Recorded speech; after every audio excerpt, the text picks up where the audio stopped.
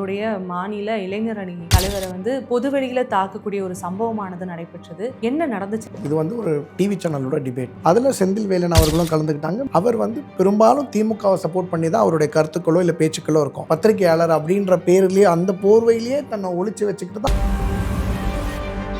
சேகர் பாபு அண்ணன் அவர் அனுப்பின ஆளுன்னு சொல்லி அவரோட நேம் அவர் வாலண்டியராக ரெஜிஸ்டர் பண்ணுறாரு. அப்போ சேகர் பாபு ரவுடித்தனத்தை சென்னையில் டெவலப் பண்ணிட்டு இருக்காரு. அப்போ அவரோட கண்ட்ரோலில் தான் தமிழ்நாட்டில் போலீஸ்க்குலாம் இந்த கவர்மெண்ட்டில் எதுமா பவர் இருக்குது. போலீஸும் வேடிக்கை பார்த்தாங்க, கூட சேர்ந்து இருக்கிற அப்பாவி மக்கள் பசங்க யார் யார் வந்தாங்களோ அவங்களெல்லாம் போட்டு அவங்க அடித்தாங்க, வெறியாட்டம் ஆடினாங்க. பாஜக உள்ள வந்துடக்கூடாது, இந்துத்துவாவுடைய கொள்கைகள் தமிழ்நாட்டில் ஊடுருவிடக்கூடாது அப்படிங்கிற ஒரு எண்ணம். முதல் விஷயம் ஒன்று தெரிஞ்சுக்கோங்க, இந்தியா இஸ் ஹிந்து லேண்ட். வேற இந்து நாடா? ஆமாம், அஃப்கோர்ஸ் இங்கே ஃபுல்லாக இந்துக்கள் தான் இருந்தாங்க. இங்கே இன்னைக்கு இருக்கிற ஒவ்வொரு முகமதோ இம்ரானோ இர்ஃபானோ எல்லாமே வாஸ் பிஃபோர் அ ஹிந்து. நீ தமிழ் தமிழ் தமிழ்னு பேசுகிறீங்க, தமிழுக்காக என்ன பண்ணீங்க? ஒன்றுமே கிடையாது. இதெல்லாம் மக்களுக்கு தெரியுமா? அதெல்லாம் அதாவது ஒரு ஆதாரமே இல்லாமல் திருட முடியும்னா அது திமுக கிட்ட மட்டும்தான்.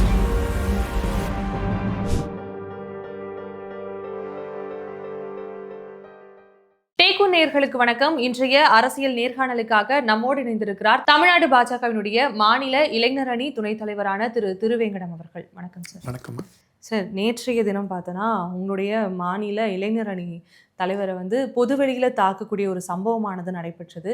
என்ன நடந்துச்சு? ஆக்சுவலாக அங்கே என்ன நடந்துச்சு? ஆக்சுவலிமா இது ஒரு டிவி சேனலோட டிபேட். ஸோ ஒரு 6 பேர் அதில் கலந்துட்டுருக்காங்க. பெரும்பாலும் பொதுமக்களும் அதில் பங்கேற்பிருப்பாங்க. ஏன்னா என்ன மாதிரி கருத்துக்கள் இது பண்ணுறாங்க, விவாதிக்கிறாங்க அப்படின்றதுக்காக பொதுமக்கள் வருவாங்க. ஸோ அப்போது அதில் செந்தில்வேலன் அவர்களும் கலந்துக்கிட்டாங்க. பாஜக சார்பாக எங்களோட மாநில தலைவர் எஸ்டி சூர்யா அவர்களும் கலந்துக்கிட்டாங்க. இப்போ இதில் அவர் பேச போகும்போது என்ன ஆச்சு அப்படின்னா, முதல்ல ஃபஸ்ட்டு எங்கே முரண்பாடு ஏற்படுது அப்படின்னா, அவர் பெரும்பாலும் திமுகவை சப்போர்ட் பண்ணி தான் அவருடைய கருத்துக்களோ இல்லை பேச்சுக்களோ இருக்கும். ஆனால் அவர் தன்னை ஒரு பொதுவியலாளர், ஊடகவியலாளர், இல்லை ஒரு பத்திரிகையாளர் அப்படின்ற பேர்லேயே அந்த போர்வையிலேயே தன்னை ஒழிச்சு வச்சுக்கிட்டு தான் அவர் எப்பயுமே இந்த டிபேட்டை பார்ட்டிசிபேட் பண்ணிகிட்ருக்கார். ஏன்னா அவரே தன்னை ஒரு திமுக ஆதரவாளர்னு வெளில காட்டிக்கிறதுக்கு அசிங்கப்படுறதான நிலைமை தான் அது. ஏன்னா ஓப்பனாக போய் அவர் நான் பிஜேபி ரெப்ரசென்ட் பண்ணுறேன்னு உங்ககிட்ட சொல்லியிருக்கேன். அந்த மாதிரி நான் திமுகவை தான் ரெப்ரசென்ட் பண்ணுறேன் அப்படின்னு அவர் தைரியமாக சொல்லிகிட்டே அந்த டிபேட்டை பார்ட்டிசிபேட் பண்ணலாம். ஒரு நாள் வரைக்கும் அவரோட ஹிஸ்ட்ரியில் நீங்கள் பார்த்தீங்கன்னா திமுக ஆதரவாளர்னு சொல்லி அவர் பங்கேற்றதா வரலாறே கிடையாது. காரணம் என்னென்னா அவரே அதுக்கு வெளில சொல்லி அசிங்கப்படுறாரு. அதனால் அவர் ஒரு ஐடென்டிட்டி அதுக்கு வச்சுருக்காரு. நான் பத்திரிகையாளர், நான் ஒரு ஜேர்னலிஸ்ட் அப்படின்னு சொல்லிட்டு அது முதல் பிரச்சனை. பத்திரிகையாளருங்கிற போர்வே தன் மீது. ஆமாம், அது ஒரு மிகப்பெரிய பிரச்சனை. ஏன்னா மக்கள் பார்க்குற பொது ஜனங்கள் எல்லாருக்குமே அறிவு இருக்குது. அவங்க எல்லாமே அதை ஆதங்கப்படுறாங்கம்மா. மக்கள் யாரும் முட்டாள் கிடையாது. நம்ம சொல்கிற விஷயங்கள் நம்ம கேமரா முன்னாடி பேசுறதுனால புத்திசாலி அப்படின்னு அவங்க நினச்சிக்கிறாங்க, செந்தில்வேலன் மாதிரி ஆட்கள். பட் பார்க்குற மக்கள் தான் புத்திசாலி. அவங்களுக்கு தெரியும் என்ன எடை போட்டு பார்க்கணும், யார் சொல்கிறது சரி, யார் சொல்கிறது தப்புன்ட்டு. அது ஒன்று. ரெண்டாவது, அவர் எடுத்த உடனே என்ன பண்ணிடுறாருன்னா, தமிழ்நாட்டில் எவ்வளோ பிரச்சனைகள் இருக்குது. அவர் தமிழ்நாட்டில் ஒரு ஊடகவியலாளர்னு சொல்லிக்கிறாரு. நாங்கள் தமிழ்நாட்டோட பாஜகவை ரெப்ரசென்ட் பண்ணியிருக்கிறோம். அவர் பேச வேண்டிய பிரச்சனை எதை பற்றி இருக்கணும்? தமிழ்நாட்டை பற்றி தான் இருக்கணும். எடுத்ததும் மகாராஷ்டிரா பற்றி போகிறது, பீகாரை பற்றி பேசுகிறாருன்னா இருக்கிற மக்கள் கோவப்படுறான்.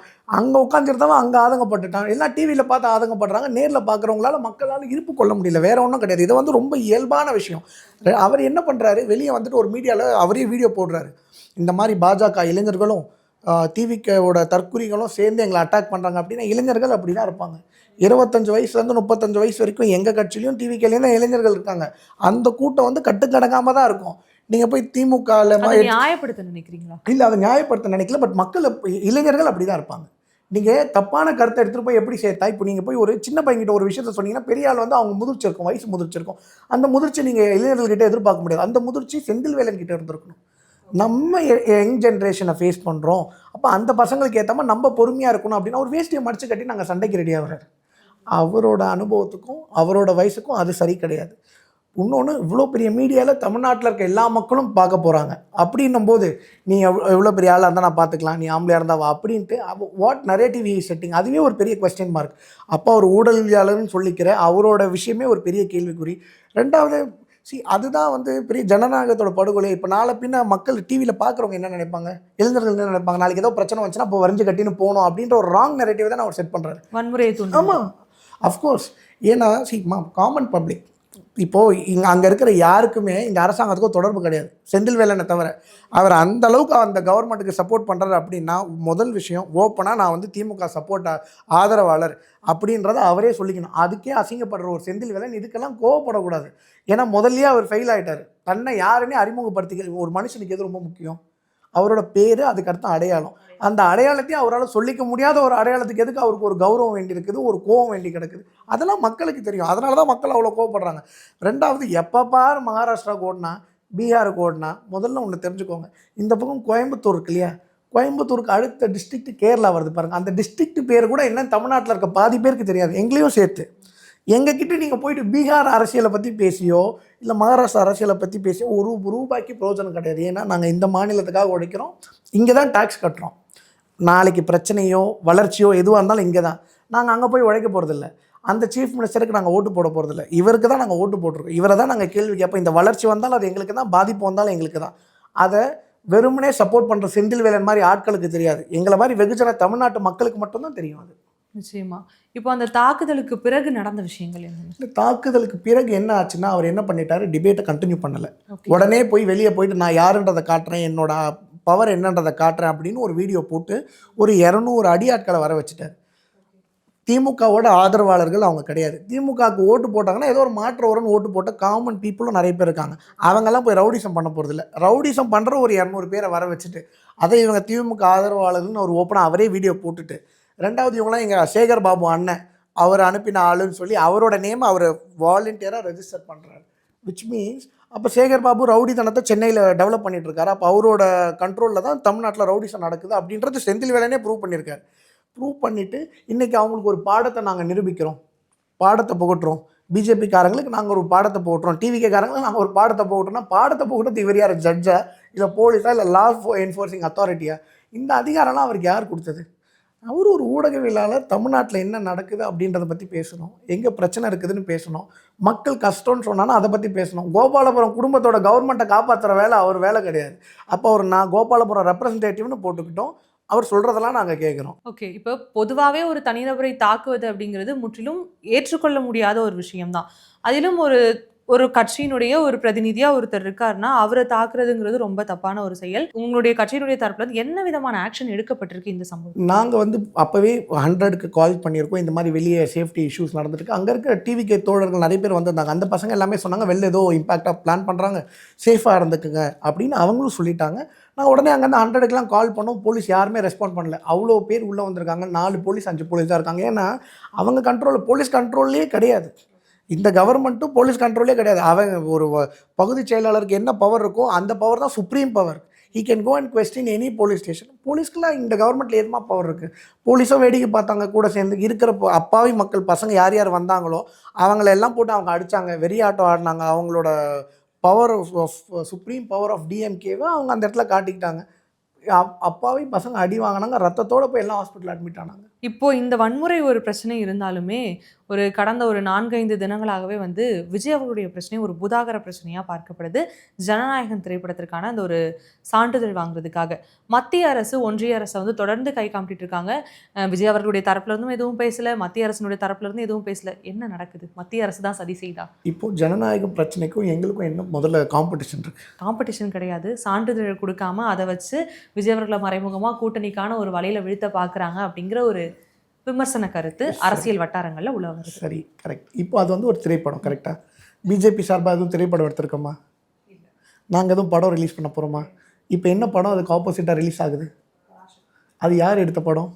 யார் எடுத்த படம் சொல்லுங்கள்?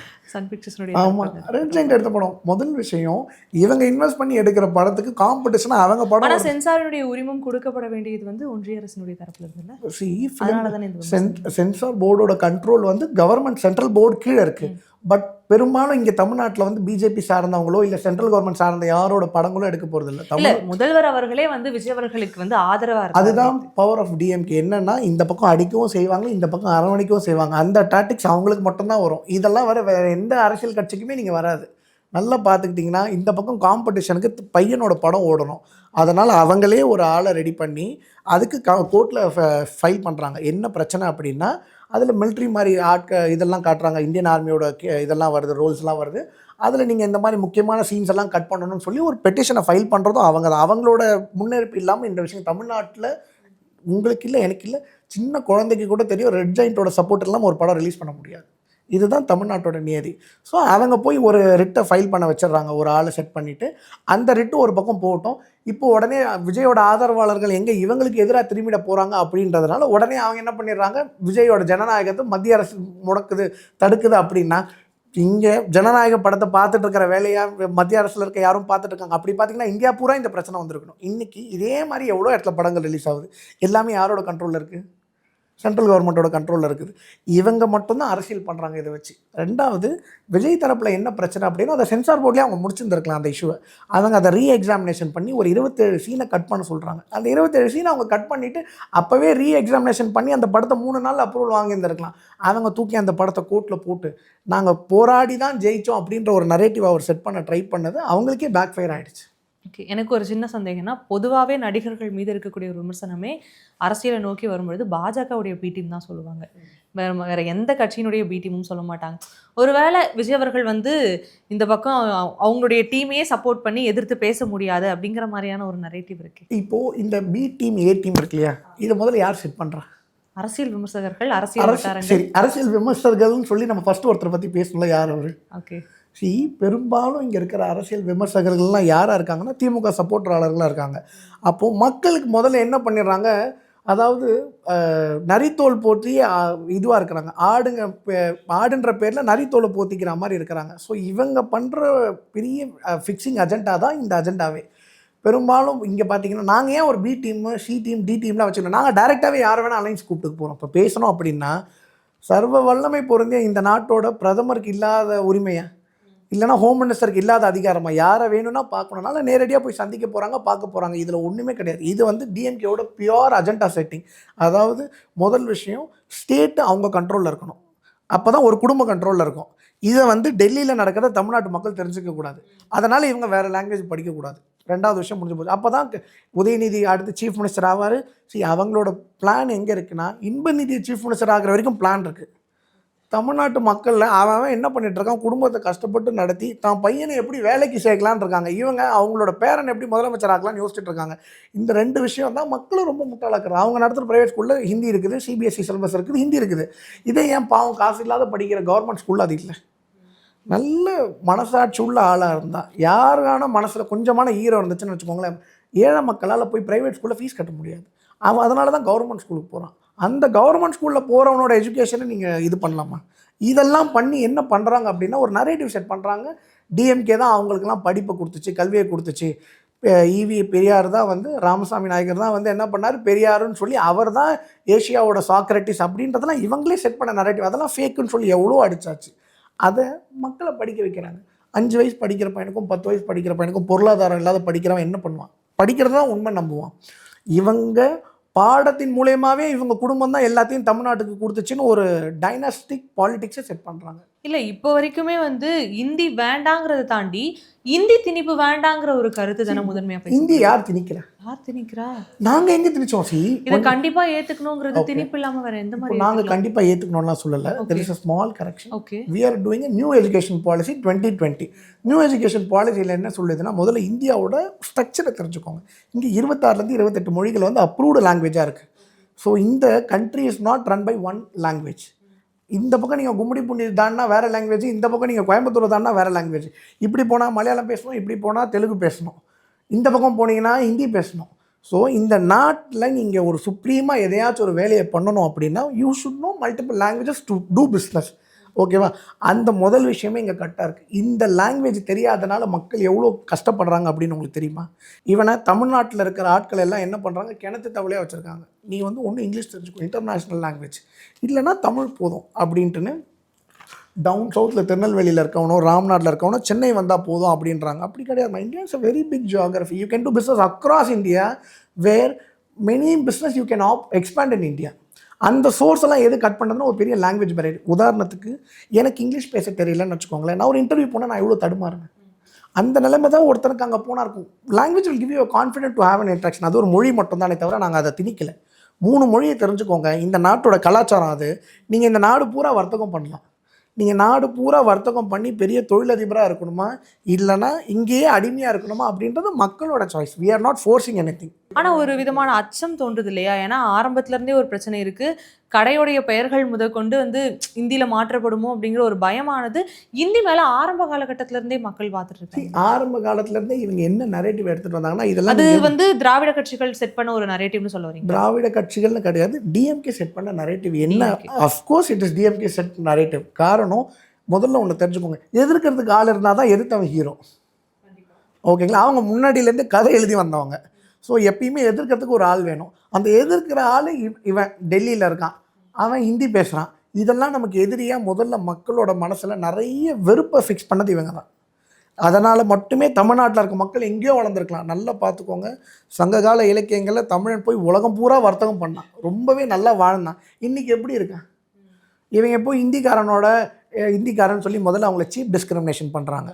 பண்ணது இல்லாமல் அந்த மாநிலத்துலேருந்து இங்கே வந்து வேலைக்கு வந்துட்டாங்க அப்படின்னு சொல்கிறாங்க. வந்தவன் எந்த வேலைக்கு வந்திருக்கான்? பெயிண்ட் அடிக்கிற வேலைக்கும், ஒரு சின்னதாக பானிபூரி கடையில் விற்கிற வேலைக்கும், இல்லை ஹோட்டலில் ஹெல்ப்பர் வேலைக்கும் வந்திருக்கான். இவன் பையனை இவன் படிக்க வச்சு இந்த நாட்டோட ஸ்டேட்டோட சீஃப் மினிஸ்டர் ஆக்கணுமா? ஒவ்வொரு மினிஸ்டரோட பையனும் மினிஸ்டர் ஆகணுமா? ஆனால் தமிழ்நாட்டு மக்களோட பசங்க மட்டும் அதர் ஸ்டேட்லேருந்து வர கூலிக்காரங்க கிட்ட கூலி தொழிலுக்காக போட்டி போட்டுட்ருப்பாங்க. ஏன் இப்போ தமிழ்நாட்டு மக்களோட பசங்களாம் நல்லா வரணும்னு அவங்க ஃபேமிலியில் இருக்கவங்களுக்கு என்ன இருக்காதா? அவன் படித்து அவன் பெரிய ஆள் ஆகணும் தான் நம்ம நினைப்பேன். நாங்கள் ஒரு 1000 பேர் கூப்பிட்டு வேலை வாங்கணும்னு நினைக்கணுமா, இல்லைனா நாங்கள் அடிமையாக இருக்கணும்னு நினைக்கணுமா? இவங்க என்ன நினைக்கிறாங்க, என்ன நரேட்டிவை ஃபிக்ஸ் பண்ணுறாங்க பீப்புளோட மைண்டில்? இதுதான் biggest agenda which has been fixed from Kalaignar period itself. அவர் ஒரு தீர்க்கதர்சி, அன்றைக்கே ஒரு எதிரியை ஃபிக்ஸ் பண்ணிட்டார், இவன் தான் நமக்கு எதிரி அப்படின்னு. சரி, இந்திய எழுப்பு தானே, இத்தனை வாட்டி காங்கிரஸோட கூட்டணியில் ஆட்சியில் இருந்தீங்களே, ஏன் உங்களால் இன்னும் மாற்ற முடியல? தமிழை ஏன் ஆட்சி மொழியாக நீங்கள் 50 வருஷத்துக்கு மேலே காங்கிரஸ் ஆண்டுச்சு, 20 வருஷத்துக்கு மேலே நீங்கள் கூட்டணியில் இருந்தீங்க, ஏன் தமிழை டெல்லியில் கொண்டு வர முடியல? சரி, இல்லை தமிழ்நாட்டை தவிர வேறு ஸ்டேட்லேயே உங்கள் தமிழ் வரல. நீங்கள் தமிழ்னு பேசுகிறீங்க, தமிழுக்காக என்ன பண்ணீங்க? ஒன்றுமே கிடையாது. இதெல்லாம் மக்களுக்கு தெரியுமா? அதெல்லாம் வந்து போர்டு டாபிக். ஆனால் எப்போ பாரு இதை தூக்கி வச்சு தமிழன் அழிக்கப்படுகிறான், உன்னுடைய உரிமை பறிபோகிறது அப்படின்னு சொன்னால் ஒவ்வொருத்தனுக்கு பொங்கி எழ வைக்கிறாங்க இவங்க மக்களை. இப்படியே பல மொழிகள் அழிக்கப்பட்டிருக்கு. அதனுடைய ஒரு அச்சத்தினுடைய தாக்கமாக தானே இந்த ஒரு வார்த்தையும். ஓகே, சரி, ஃபைன். அந்த டாபிக் வரும் அப்படின்னா, நீங்கள் வந்து தமிழ் முதல்ல தோன்ற மொழி கரெக்டாக? உலகத்திலேயே முதல்ல தோன்ற மொழி தமிழ் மொழி அப்படின்றத நீங்களும் நானும் பேசிக்கிறது பெருமை கிடையாது. குஜராத்தில் பிறந்த நரேந்திர மோடி போய் பல நாடுகளில் பேசுகிறாரு. ஓகேங்களா? அழிக்க போகிற மொழியை போய் நாங்கள் எதுக்கு வேறு கண்ட்ரியில் போய் இதை போய் ப்ரமோஷன் பண்ணணும்? நீங்கள் சொல்லுங்கள். ரெண்டாவது, Tamil is already in Mauritius, Tamil is already in Sri Lanka, Tamil is already in Malaysia, Singapore, நீங்கள் இந்த நம்மளை சுற்றி இருக்கிற எல்லா கண்ட்ரிலையும் இருக்குது. அதனால் இதை வந்து இவங்க நினச்சா இவங்களால் காப்பாற்றவும் முடியாது, இவங்களால் அழிக்கவும் முடியாது. அதை நேட்டிவாக கொண்ட மக்கள் பார்த்துப்பாங்க. 5000 வருஷமாக அழிக்க முடியாததையா இன்றைக்கி இருக்கிற இவங்க வந்து காப்பாற்றிட போகிறாங்க, இல்லை நான் டெல்லியில் இருக்க யாருன்னா ஒருத்தவங்க வந்து அழிச்சிட போகிறாங்க. Let me be very frank and practical. நம்ம ஒரு காமன் ஆளாக பேசி பார்ப்போம். டெல்லியில் இருக்கவங்களால என்னத்தை அழிச்சிட முடியும்? 5000 வருஷமாக அழிக்க முடியாதது இவங்க அழிச்சிருவாங்களா? அப்படி என்ன அவங்க சுப்ரீம் பவரோடு வந்துட்டாங்க? இதெல்லாம் சும்மா ஹம்பக்கா இவங்களா செட் பண்ணுற நரேட்டிவ். பாஜகவுடைய தேர்தல் வியூகங்கள் வருகின்ற 2026 தேர்தலை நோக்கி எப்படி நகரும்? ஏன்னா இப்போ வந்து பாமகவுமே கூட்டணியில் இணைந்திருக்காங்க. என்ன மாதிரியான ஒரு விஷயங்களை களத்தில் நாங்கள் எதிர்பார்க்கணும்? திமுகவை எதிர்க்கிற எல்லா கட்சியுமே எங்களோட கூட்டணி கட்சி தான். ஓகேங்களா? திமுகவை யாரெல்லாம் எதிர்க்கிறாங்களோ அவங்க தான் எங்களோட அரசியல் எதிரி. அவங்களோட நாங்கள் கூட்டணி வச்சு தமிழ்நாட்டில் எங்களோட ஆட்சியை பிடிப்போம். அதுக்கான வேலைகள் நடந்து கொண்டு இருக்குது. தலைமை தான் அதுக்கான டெசிஷன் எடுக்கும். இது வந்து ஒரு வெற்றி கூட்டணியாக பார்க்க முடியுமா? ஏன் அப்படின்னா கடந்த 2021 தேர்தலில் வந்து மொத்தமாக திமுக தான் வெற்றி பெற்றுச்சு. இப்போவுமே தேர்தல் நெருங்கிற நேரத்தில் திமுகவினுடைய அஜெண்டாவாக என்ன இருக்குது அப்படின்னு பார்க்க போனால் ஒரு விஷயத்த சொல்கிறாங்க, தாங்கள் வெற்றி பெறணும் அப்படிங்கிறதுக்காக பாஜக உள்ளே வந்துடக்கூடாதுங்கிற ஒரு விஷயத்தை வந்து முன்னிறுத்தி தான் பண்ணிட்டு இருக்காங்க. அண்ட் மக்களுக்குமே வந்து ஒரு மிகப்பெரிய எண்ணம் இருக்கோ அப்படின்னு பார்க்கப்படுது. என்ன மாதிரி எண்ணம் இருக்கு? பாஜக உள்ள வந்துடக்கூடாது, இந்துத்துவாவுடைய கொள்கைகள் வந்து தமிழ்நாட்டில் ஊடுருவிடக்கூடாது அப்படிங்கிற ஒரு எண்ணம்.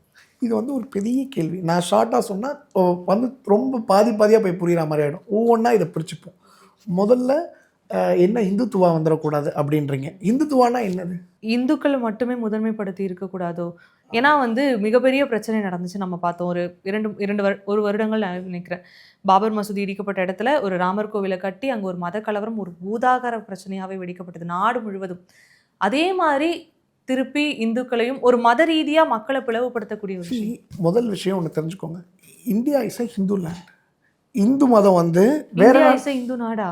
ஆமாம், அஃப்கோர்ஸ் இங்கே ஃபுல்லாக இந்துக்கள் தான் இருந்தாங்க. இது வந்து இந்தியா வந்து ஃபுல்லாக அதுக்கு முன்னாடி தான் அது இந்துஸ்தானாக இருந்தது. அதனால தான் இது பாரத தேசம்ன்றாங்க. இவங்க பாரத் மாதா கி ஜெய்னா தமிழில் பாரத அன்னை வாழ்க, அதாவது இந்திய நாடு வாழ்க, பாரத நாடு வாழ்க, அதான் அவங்களோட கொள்கை. இதுதான் எங்களோட கொள்கை. என்னது? பாரத அன்னை வாழ்க, my India my pride. So இந்த கண்ட்ரி ஃபுல்லாக ஹிந்துஸ் மட்டும் தான் இருந்திருக்கிறாங்க. இங்கே வந்து 1600க்கு முன்னாடி தேர் இஸ் நோ முஸ்லீம். நல்லா அதை தெரிஞ்சுக்கோங்க. இங்கே இன்றைக்கி இருக்கிற ஒவ்வொரு முகமதோ, இம்ரானோ, இர்ஃபானோ எல்லாமே was before a Hindu. They were converted. அதில் ஒன்றும் குறைய கிடையாது. We are not against any religion. We believe in the existence of god. நாங்கள் கடவுள் இருக்குன்னு நம்புகிறோம். அதை நீங்கள் எந்த பேரில் வேணால் கும்பிட்டுக்கோங்க. அல்லான்னு கும்பிடுங்க, ஜீசஸ்னு கும்பிடுங்க, இல்லைனா முருகன் சிவன்னு கும்பிடுங்க. நாங்கள் இது வரைக்கும் ஏதாச்சும் டினை பண்ணியிருக்கோமா? கிடையாது. அதுதான் உண்மை. ரெண்டாவது, அப்படி நாங்கள் டினை பண்ணியிருந்தால் நாங்கள் போய் ஏன் கிறிஸ்மஸை கொண்டாடணும்? எங்களுக்கும் மதவாத கட்சி இந்து தான் அப்படின்னா நாங்கள் ஏன் போய் நோன்பு இருக்கணும்? நீங்கள் போய் ஒரு முஸ்லீம் கட்சியை எங்களுக்காக போய் தீபாவளி கொண்டாட சொல்லுங்கள், போய் அவங்கள போயிட்டு கிறிஸ்மஸ் கொண்டாட சொல்லுங்கள், ஒரு கிறிஸ்டியனை போயிட்டு பொங்கல் வைக்க சொல்லுங்கள். அப்போ யார் மதவாதம் பண்ணுறா? சரி, அவங்கெல்லாம் விட்டுருங்க. காமன் பீப்புள், அவங்களுக்கு அதெல்லாம் தெரியாதுன்னு வச்சுக்கோங்க. நீங்கள் உங்கள் சீஃப் மினிஸ்டர் எடுத்துக்கோங்க. இவர் ஏன் எப்பயுமே ஹிந்துவோட ஃபங்க்ஷனுக்கு எதுவுமே விஷ் பண்ணாமல் இருக்காரு? இதெல்லாம் நிறைய பேர் பேசி பேசி அரைச்சமாகவே அரைக்கிற கதை. இதை நம்ம புதுசாக பேச போகிறதில்ல. மக்களுக்கு எல்லாமே தெரியுமா? மதவாதம்னா என்ன? ஒரு மதத்தை நோக்கி நீ இதுக்கு வான்னு சொல்லி பண்ணுறது. அதுதான் பிரச்சனையே. இங்கே மாற்றத்துக்கான ஒரு ஆப்ஷன் இல்லாதப்போ இந்த இந்திய நாட்டில் வெறும் இந்துக்களுக்கு மட்டும்தான் வாழ்வதற்கான ஒரு உரிமை இருக்குன்ற ஒரு பிம்பத்தை உருவாக்கி மற்றவர்களுடைய வாழ்வாதாரத்தை கேள்விக்குறியா ஆக்கிடுவாங்கன்ற ஒரு பயம். அப்படியெல்லாம் கிடையாது. இதெல்லாமே ஃபிக்ஸ்டு நரேட்டிவ். இதெல்லாம் pure fixed narrative to only get one family in power. அதுவும் அந்த கோபாலபுரம் ஃபேமிலிக்காக தான் நம்ம டைரெக்டாகவே பேசிடுவோம். மக்கள் எல்லாருக்கும் எல்லாமே தெரியும். இதெல்லாமே to keep one family in power தானே தவிர வேறு ஒன்றுமே கிடையாது. அங்கங்கே அந்தந்த ரீஜனல் பாலிடிக்ஸில் அவங்க கொண்டு வரது தான். இப்போது நார்த் இந்தியா ஃபுல்லாக இந்த மாதிரி மைனாரிட்டி அட்டாக் ஆகுறாங்களா? கரெக்டாக. கிறிஸ்டியன்ஸ் அட்டாக் ஆகிறான்றீங்க, முஸ்லீம்ஸ் அட்டாக் ஆகிறான்றீங்க. திரும்ப அங்கே யார் கவர்மெண்ட் ஃபார்ம் பண்ணுறேன்? பிஜேபி தான் கவர்மெண்ட் ஃபார்ம் பண்ணுது. 20 ஸ்டேட்டுக்கு மேலே நாங்கள் ஃபார்மில் இருக்கோமா, ஆட்சியில் இருக்கோம். இப்போது நல்லா பார்த்துக்கோங்க. அவ்வளோ மதவாதம் பேசினா தமிழ்நாட்டோட அங்கே முஸ்லீம் பாப்புலேஷன் அதிகம், தமிழ்நாட்டோட அங்கே கிறிஸ்டியன் பாப்புலேஷன் அதிகம். அப்படியே அங்கே திரும்ப பிஜேபி வருது. அப்ரேஷன் ஆட்டோமேட்டிக்லி ஃபார்ம் ஆகல. ஒரு கவர்மெண்ட் மேலே வெறுப்பு இருந்துச்சுன்னா ஆட்டோமேட்டிக்லி மக்கள் போய் உட்காந்து போராட்டம் பண்ணுவாங்கல்ல. ஏன் போராட்டம் பண்ணல? ஏன் திரும்ப அந்த கவர்மெண்ட்டை தேர்ந்தெடுக்கிறாங்க? அப்படிலாம் ஒன்று கிடையவே கிடையாது. அந்த ஸ்டேட்டோட பிரச்சனை. ரெண்டாவது, அந்த ஸ்டேட் பீப்புள் பார்த்துப்பாங்க. மகாராஷ்டிரா பிரச்சனையை மகாராஷ்டிரா மக்களுக்கு நல்லா தெரியும். தமிழ்நாட்டு பிரச்சனையை போய் மகாராஷ்டிராக்காரன் குரல் கொடுத்தா நம்ம தமிழ்நாட்டு பிரச்சனைன்னு பார்க்கும்பொழுது மைனாரிட்டிக்கான ஒரு உரிமைகள் மறுக்கப்படுதோ அப்படிங்கிற ஒரு பேச்சு இருக்கு. நீங்களுமே சொன்னீங்க பாஜக அரசு வந்து மைனாரிட்டி பீப்புளுக்கான உரிமையை கொடுக்கறது இல்லைன்ற மாதிரி. இப்போ கொடுக்கறது இல்லையா? நான் இப்போ சொன்னேன். இல்லை இருங்க அப்படிங்கிற ஒரு விமர்சனம் இருக்குது அப்படிங்கிற மாதிரி. இப்போ 100 நாள் வேலை திட்டத்தை வந்து 125 நாளா மாட்டினாங்க. தமிழக அரசு வந்து 150 மாத்துவோம்னு சொன்னாங்க. ஆனா அதை பண்ணல. அதை பாஜக பண்ணியிருக்காங்க. அது மிகப்பெரிய வரவேற்கத்தக்க ஒரு விஷயம் தான். ஆனா அந்த ஒரு திட்டத்தையும் இந்தியாவில் கொண்டு வரக்கூடிய ஒவ்வொரு ஸ்கீமையும் இந்தியில திணிக்கிறதுன்னு இருக்குல்ல. ஏன்னா இங்க இருக்கவங்களுக்கு யாருக்குமே வந்து எதுக்குமே அர்த்தம் தெரியல. அதுக்கு தான் நாங்க படிக்க சொல்றோன்ற ஒரு ஸ்டேட்மெண்ட்டுக்கு முன்னாடி இருக்கக்கூடிய நாங்கள் அவ்வளோ பெரிய ஒரு டிப்ளமேட்டிக்கான பதிலாக அதுக்கு வேண்டாம். இப்போது வர ஒரு திட்டம் வருதுன்னா அந்த பேரை வந்து காமனாக ஒரு சென்ட்ரல் கவர்மெண்ட்டில் இப்போது நம்ம நீங்களும் நானும் ஒரு பிளான் பண்ணுறோம். ஏதோ ஒரு புதுசாக ஒன்று கொண்டு வரதுக்கு நமக்கு என்ன தெரியும்? தமிழ் மொழி தெரியும். தமிழ் ஒரு பேரை வச்சு அனுப்புவோம்னு வச்சுக்கோங்க.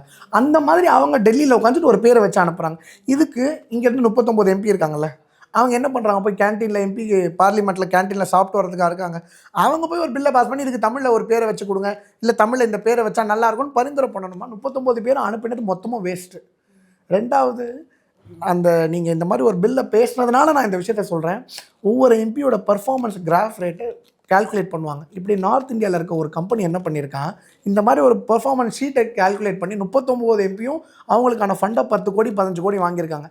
ஒருத்தர் கூட ஒரு வேலையை நான் இந்த மாதிரி போய் இது ஒரு ஸ்கூல்னு வச்சுக்கோங்க, இந்த ஸ்கூலுக்கு தரப்போடணும், வாலுக்கு பெயிண்ட் அடிக்கணும், இந்த மாதிரி வேலை பண்ணியிருக்கேன்னு சொல்லி 1 கோடி 2 கோடி காசு வாங்கியிருக்காங்க.